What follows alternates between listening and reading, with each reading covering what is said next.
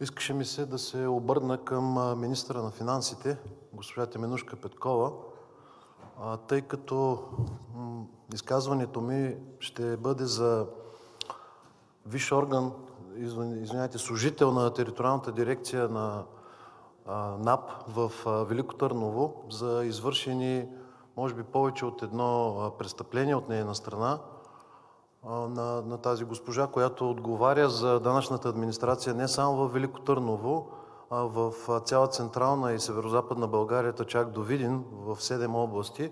Но госпожа Теменужка Петкова предпочете да участва в последното заседание на Министерския съвет днес, а не да бъде тук.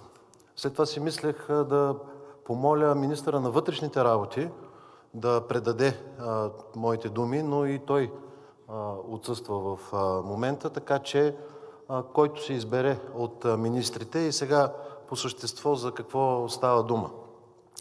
Преди повече от година, през юли 2024 година, при мен постъпи сигнал за извършени според сигнала престъпления от страна на висш служител, ръководител на териториалната дирекция на НАП във Велико Търново.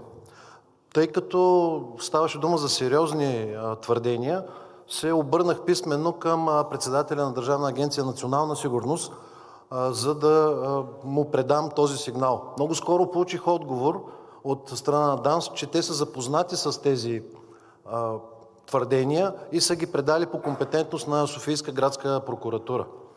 След това, през месец септември 2024 година, се обърнах писменно с въпрос за писмен отговор като част от парламентарния контрол към тогавашната министърка на финансите и сегашна ръководителка на Агенцията за държавна финансова инспекция Людмила Петкова, като я запознах с това какво ДАНС са предприели и сигнала до мен.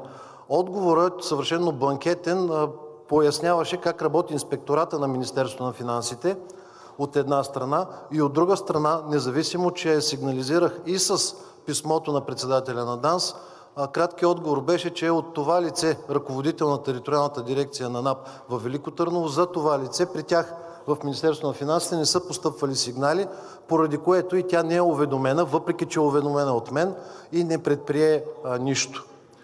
И въобще в данъчната администрация, която се превръща в една бухалка, има много съществени проблеми. Благодаря ви, господин Янчев. Реплика? Заповядайте. Преди да направите репликата, сега аз може би нямам право, но в крайна сметка държа да го кажа. Вие говорите в момента за НАП, това, което се случва в НАП.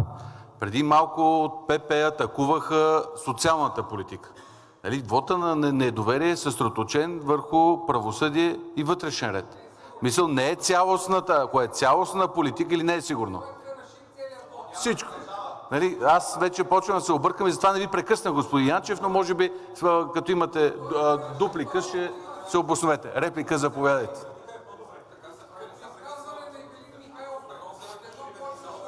Много ви моля за тишина в залата. Заповядайте.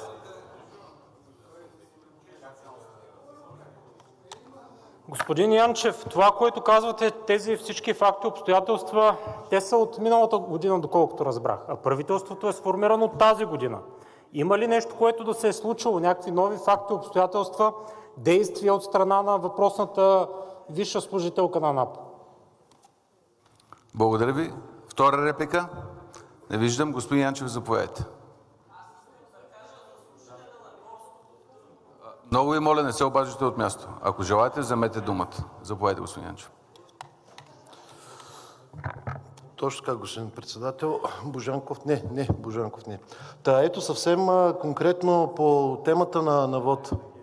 Господин Тодоров, съвършено сте прав, но има събития от преди 20 дни в Велико Търново, които всъщност, както казах в началото, затова се обърнах и към ДАНС миналата година, сега са въпрос на прокуратурата от същата тази госпожа, за която миналата година не бяха взети никакви мерки. И ето, преди 20 дни в 9 часа и половина сутринта, както съобщиха всички медии, от националните телевизии до местните в Велико Търново вестници, отивайки на работа, госпожата шефка на НАП установява, че пред гаража и е паркиран неправилно бус след което, забележете, взема бухалка и потвърдение на пресата изпочупва този бус с щети по предното стъкло, страничното огледало и задния фар.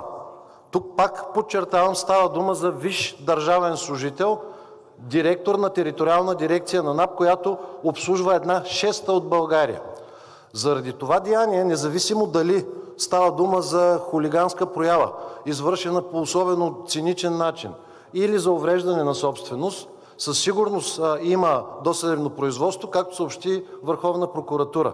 Това, което обаче няма, и поради това исках да се обърна към госпожа Петкова, която е на последното заседание на Министерския съвет, е реакция от страна на Министерството на финансите, както и на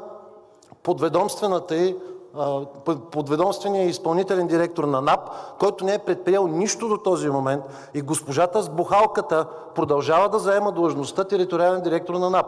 Това е нетърпимо не само за хората във Велико Търново. На мен ми задаваха въпроси в павликенските села, онази от НАП още ли е на работа? И да, доколкото аз знам, тя още е на работа. Представяте ли си териториален директор на НАП да раздава бухалки? Бухалките, да припомня на по-малките, е нещо, което американската мафия ползваше, както и българските мафиотски групировки, вместо огнестрелно оръжие при своите съприкосновения, особено през 90-те години на 20 век.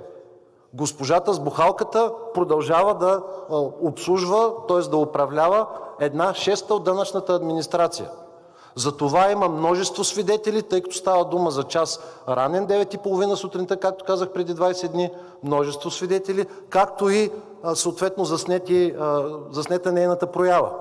И нищо не е предприето. Затова с пълна степен на възмущение ще гласувам за оставката на това правителство, когато е насрочен вота утре.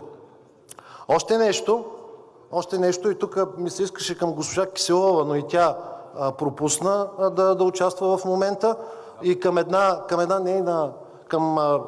реплика на нейния административен ръководител в юридическия факултет на Софийския университет преди 10 дни, цитирам дословно: бухалка, ама кой е издялка тая бухалка?